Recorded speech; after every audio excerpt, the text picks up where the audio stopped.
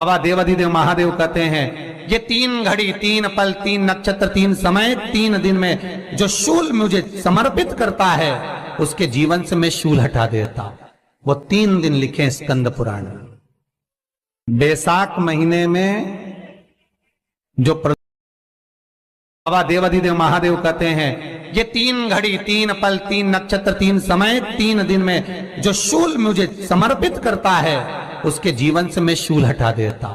वो 3 दिन लिखे स्कंद पुराण। बैसाख महीने में जो प्रदोष आती है, बैसाख के महीने में बहुत ध्यान से सुनना भाई, जो अपनी जिंदगी से बहुत तंग आ गए हो, परेशान हो गए हो, कष्टमय जीवन जी रहे हो, बहुत दुखी हो गए हो, उनके लिए ये स्कंद पुराण का चरित्र फिर मिले ना मिले आप प्रेम से सुन लो। आओ, पहला बैसाख महीने की प्रदोष, चाहे वो शनिचरी प्रदोष हो, चाहे रविवार की हो, सोमवार की हो, मंगल की हो, बुधवार की हो, गुरुवार की हो, शुक्रवार की हो, शनिवार की हो, कोई भी वार की हो, पर बैसाख महीने की प्रदोष, प्रदोष काल में शाम का समय सूर्य डूब रहा हो, बस डूबा ही हो, और उस समय पर सूर्य के डूबन के तुरंत बाद बाबा को धतूरे के साथ में बेलपत्री ना चढ़ाते हुए बेलपत्री के वृक्ष के 7 कांटे बाबा के शिवलिंग पर समर्पित करे जाते हैं महाराज, अपनी जिंदगी में अड़चनों को हटाने के लिए। फिर आप जिस व्यापार में उतरे, जिस व्यवसाय में उतरे, जिस नौकरी में उतरे, आप दिल से करें, आपको तरक्की मिलेगी। आप हार नहीं सकते, नीचे नहीं आ सकते, उन्नति पर ही चढ़ेंगे। एक वैशाख मास की प्रदोष। दूसरा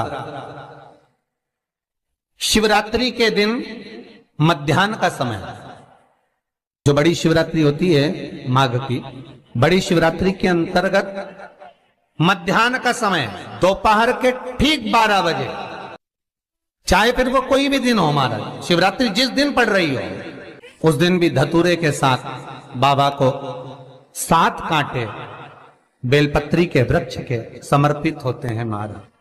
इसमें आप ये वाले जो कांटे हैं जो शिवरात्रि के दोपहर 12 बजे वाले हैं, अगर कोई मदिरा पीने वाला हो, व्यसन में डूबने वाला हो, कोई जुआ खेलने वाला हो, कोई गलत वैश्यावृत्ति करने वाला, या अपने मार्ग से विचलित कोई व्यक्ति है, उसके लिए भी ये कांटे बहुत काम आते हैं महाराज। पार्वती, तेरे द्वारा तेरे नयन अश्रु से जो प्रगटा हुआ बेल का वृक्ष है,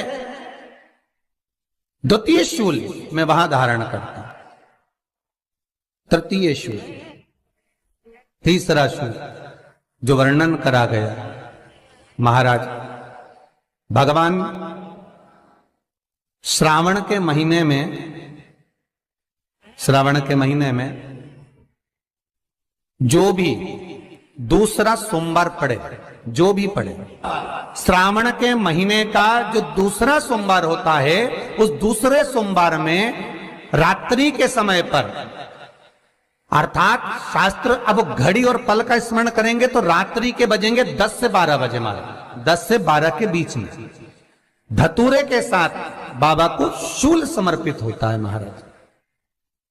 ये भी हमारी बाधाओं को, हमारी तकलीफों को, व्यापार व्यवसाय के लिए, नौकरी सर्विस के लिए, बहुत सारे एग्जाम में आप बैठ लिए, गवर्नमेंट एग्जाम के लिए बैठ लिए, नहीं हो रहा, ये 3 बार मेरे शंकर को बेलपत्री के वृक्ष के शूल समर्पित होते हैं, उसका आनंद पाना। कि बाबा भोलेनाथ जी के नयन अश्रु से जो प्रकट हुआ वो रुद्राक्ष का पौधा है, माता पार्वती के नयन अश्रु से जो प्रकट हुआ वो बेलपत्री का पौधा है, और उमा और महेश, जिस महेश के वंशज हैं महेश्वरी, जिनकी 12 धाम प्रगटी है भगवान महेश के द्वारा, वो महेश और उमा और महेश का जो चरित्र है कि उमा और महेश का जब प्रागट्य हुआ, उमा और महेश जब दोनों आनंद में विभोर होकर जब चलते हैं, और दोनों के बैठने से तप मुद्रा से जो पौधा उत्पन्न होता है वो शमी का पौधा है।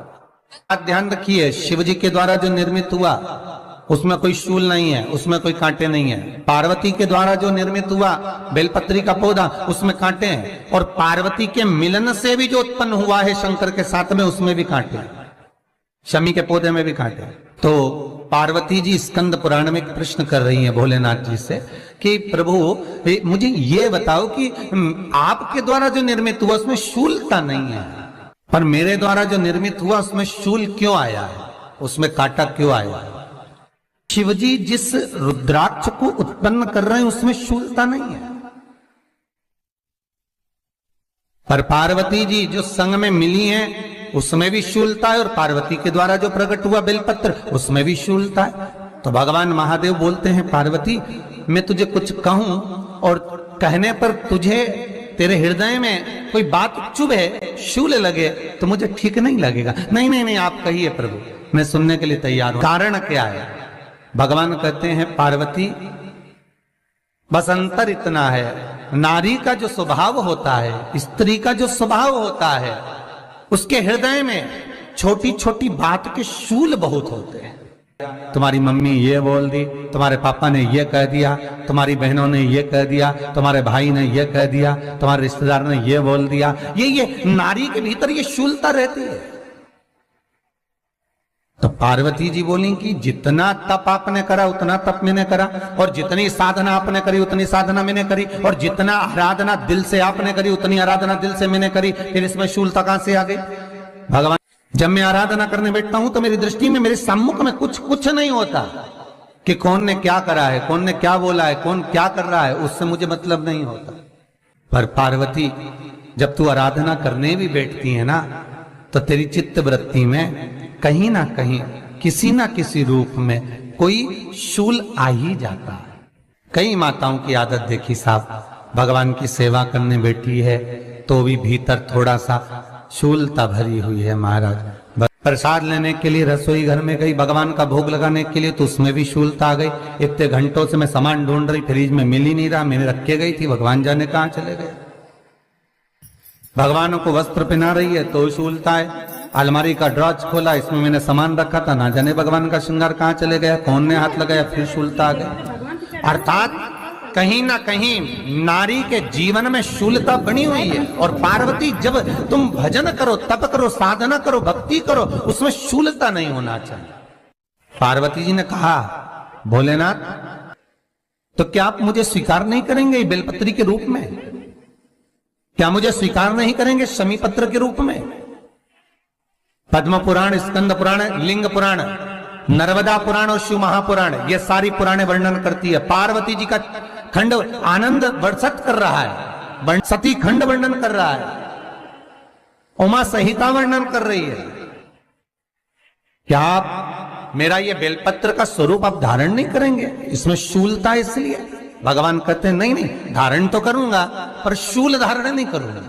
बेलपत्री की उस डाली के अंदर जो कांटे शूल रहते हैं भगवान शिव वो धारण नहीं करते। आप उस बेलपत्री को आप बड़े प्रेम से आनंद से पत्ते को निकाल लीजिए, तोड़ लीजिए, उतार लीजिए और फिर भगवान को वो प्रेम से समर्पित करो तो भगवान स्वीकार करना।